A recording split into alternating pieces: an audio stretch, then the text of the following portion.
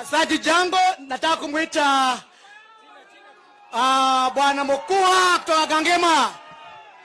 Ndamurehera ngeithia andu akangema nimwamukira muri aruto inywe ndathie kangema ndimwira muri aruto na ndimere ni gukuha na mukuha mwathani amurathime.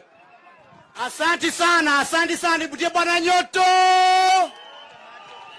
UDA kazi ni kazi, turauga riu ni bottom up, tutikwenda kuneagwo ruiteki tuture turi na zaro riu indo ni ciumage na thi ona ithuĩ tugakeigua tao, tutigotura twetagĩrĩra ruiteki kuma na igũrũ.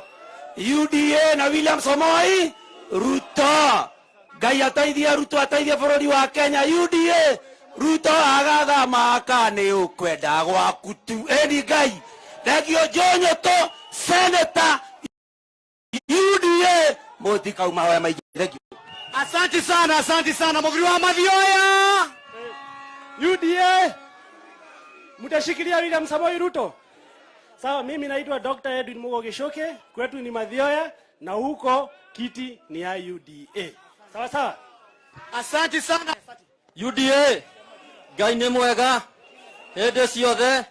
Njĩtagwo Kamau wa Ngoru kuma Maragwa, aspirant member of parliament. Asante sana. Baba ado agataka morera. Bwana asifiwe.